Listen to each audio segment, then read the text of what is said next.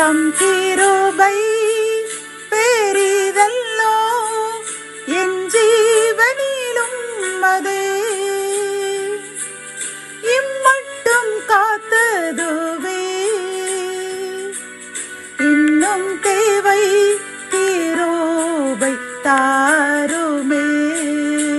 ஆண்டவரும் இரட்சகருமாகிய இயேசு கிறிஸ்துவின் ஈடு இணையற்ற நாமத்தில் சேனைகளின் கர்த்தர் ஊழியத்தின் மூலம் 7/7/2024 இந்த நாள் உங்களுக்கும் உங்கள் சந்ததிக்கும் மிகுந்த ஆசீர்வதிக்கப்பட்ட நாளாக மாறப்போகின்றது என்று மனதார வாழ்த்துகின்றேன்.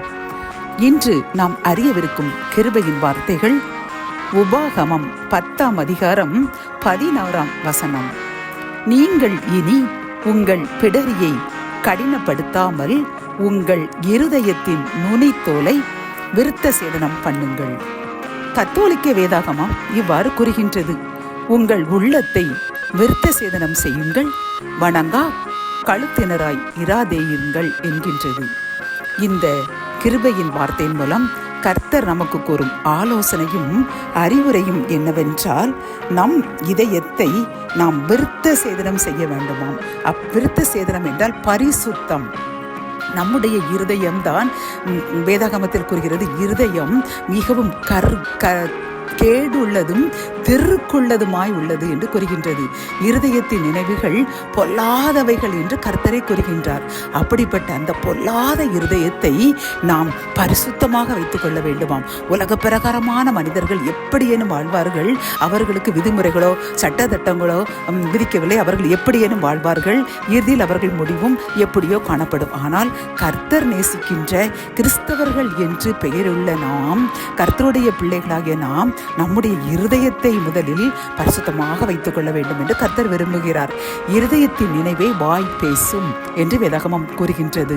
இருதயம் பரிசுத்தமாக இருக்க வேண்டும்.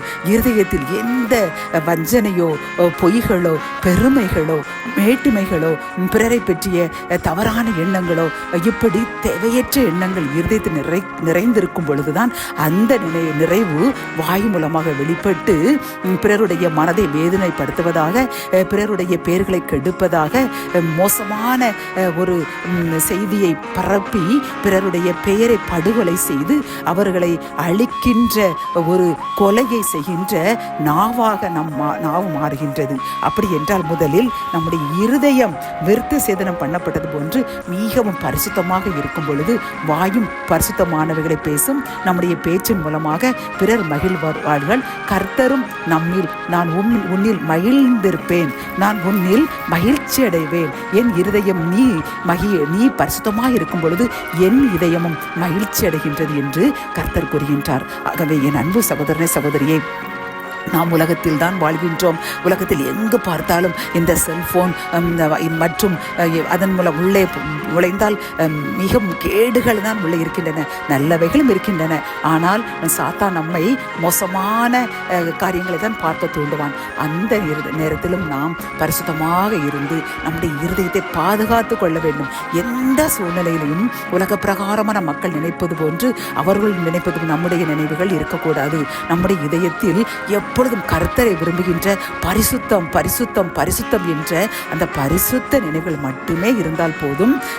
நாம் இருதயம் விருத்த சேதனம் பட்டவர்களாக இறைவனுக்கு பிரியமான ஒரு பிள்ளைகளாக வாழ்ந்து, எப்படி கர்த்தர் மோசையை பார்த்து அவன் என் இருதயத்துக்கு மிகவும் பிரியமானவன் என்று கூறினார், அதே போன்று நம்மையும் கர்த்தர் கூறும் அளவிற்கு நம் இருதயத்தை பரிசுத்தமாக மாற்றுவோம். அப்படி என்றால் பரிசுத்தமாக மாடும் பொழுது இறைவனும் நம் இதயத்தில் என்ன நினைவுகள், எனக்கு இது தேவை அது தேவை, இது எனக்கு நிறைவினால் நான் மகிழ்ச்சியாக இருப்பேன், என் பிள்ளைகள் ஆசீர்வாதமாக இருப்பார்கள் என்று நம் இதயத்தில் எதெல்லாம் நினைக்கின்றோமோ அத்தகைய காரியங்களை அனைத்தையும் கர்த்தர் நமக்கு முழுமையாகவும் ரெட்டிப்பாகவும் தந்து நம்மையும் நம் சந்ததியும் ஆசீர்வதிப்பார்.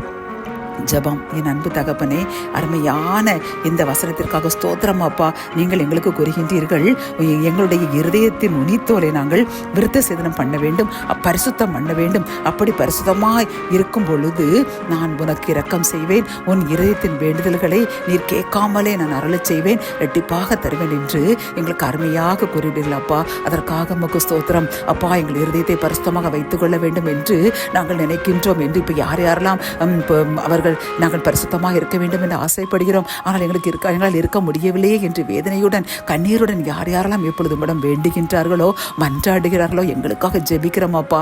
அப்பா, எங்கள் இருதயத்தை நீங்கள் தான் பரிசுத்தப்படுத்த வேண்டும். உன் கல்லான இருதயத்தை நான் சதையான இருதயமாக மாற்றுவேன் என்று வாக்கு கொடுத்திருக்கீங்க அப்பா. எங்கள் இருதயத்தை உங்களுடைய தந்துவிட்டோம் அப்பா. எங்கள் கல்லான இருதயத்தை சதையான இருதயத்தை போல், அதுவும் உம்முடைய இதயத்தை போல் மாற்றுங்க. நீர் எப்படி நாங்கள் வாழ வேண்டும் ஆசைப்படுகின்றோம் அதை போல் எங்கள் இருதயத்தை மாற்றுங்க.